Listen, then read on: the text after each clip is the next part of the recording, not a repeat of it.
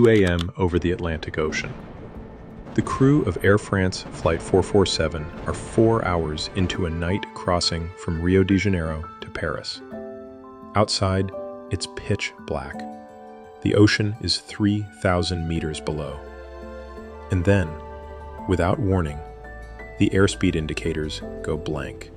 What happens next will kill all 228 people on board. And the cause, when investigators finally found it, came down to a sensor the size of your finger. My name's Sam. I'm an aircraft maintenance engineer, and tonight I'm going to tell you exactly what went wrong. Air France 447 was an Airbus A330-200.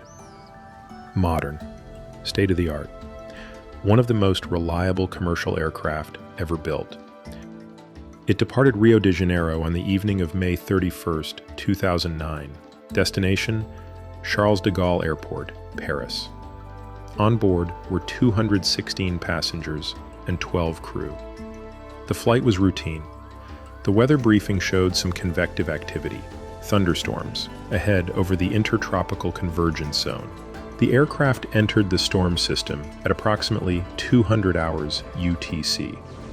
At 2:10, the captain left the flight deck to take his scheduled rest break.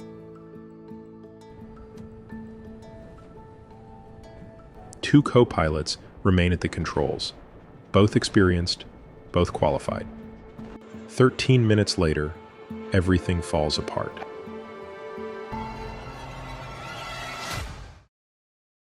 Before I can tell you what went wrong, I need to explain one thing. The pitot tube. I know that sounds boring. Stick with me, because this is where it gets interesting. A pitot tube is essentially just an open tube that faces into the airflow. Air rams into it.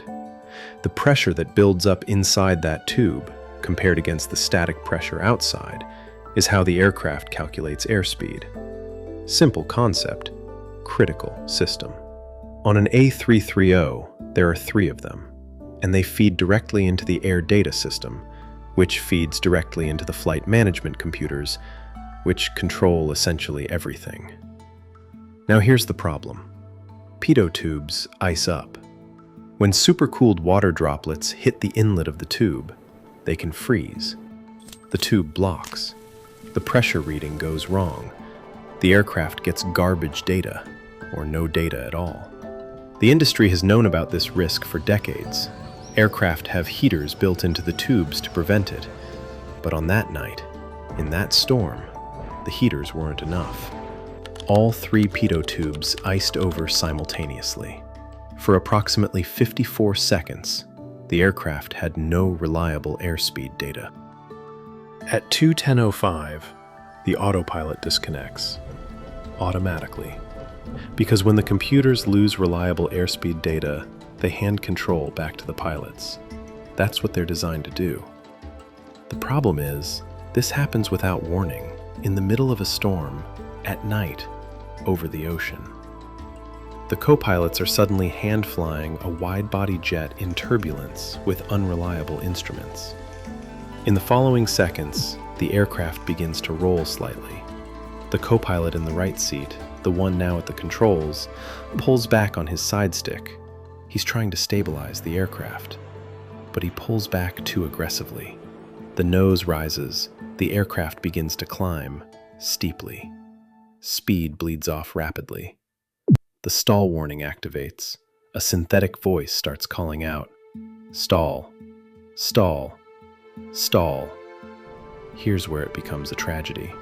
The co-pilot does not push the nose down. There are a few reasons for this, and investigators were careful not to simply blame the crew. The stall warning actually cut out at certain points because the aircraft's angle of attack had gone so extreme that the sensors themselves were giving invalid readings. The captain returns to the cockpit. He tries to understand what's happening. But by now, the aircraft is in a fully developed stall, falling nearly vertically, at over 180 kilometers per hour downward. At 2:14:28, the aircraft hits the ocean. all 228 people on board are killed instantly. The wreckage sits on the bottom of the Atlantic for 2 years before it's found.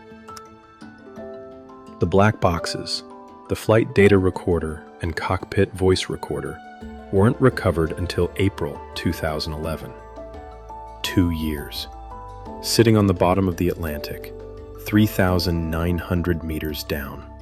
When investigators finally had the data, the picture became clear. The Thales AA Pitot tubes fitted to the aircraft had a known icing vulnerability. Airbus had already issued a recommendation to replace them with an upgraded model. Air France was in the process of doing that across their fleet, but AF447 hadn't been updated yet. Now, from an engineering standpoint, this is where I want to be really clear about something. This wasn't one failure. It was a chain, a known component vulnerability, an autopilot that handed over control in the worst possible moment, a crew that wasn't trained specifically for manual flight at altitude with unreliable instruments, stall warnings that cut in and out due to sensor saturation, a human response under extreme stress that made things worse. Remove any one of those links, and 228 people probably survive. So what changed after this accident? Airbus mandated the replacement of all Thales AA Pitot tubes across the A330 and A340 fleet. Aviation authorities worldwide updated training requirements, specifically for manual flight at high altitude and unreliable airspeed recognition and recovery. Pilots now train for this scenario in simulators regularly. Airbus also updated their flight control laws to handle inconsistent airspeed data more gracefully, preventing the autopilot from disconnecting so abruptly in those conditions. And the BEA, the French Investigation Authority, made 41 safety recommendations that rippled across the entire aviation industry. From a maintenance perspective, this accident is now referenced in nearly every avionics training course I've ever seen. It's one of those cases that changed how we think about redundancy.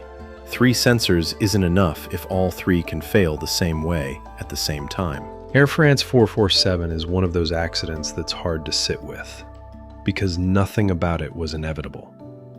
A sensor the size of your finger, a crew doing their best, 228 people. That's why this channel exists. Every video I make is going to pull back the curtain on what actually happens behind the scenes in aviation. The systems nobody talks about, the failures that don't make the headlines, the stuff they don't teach you in pilot school. If that sounds like your kind of thing, subscribe. I'll see you on the next one.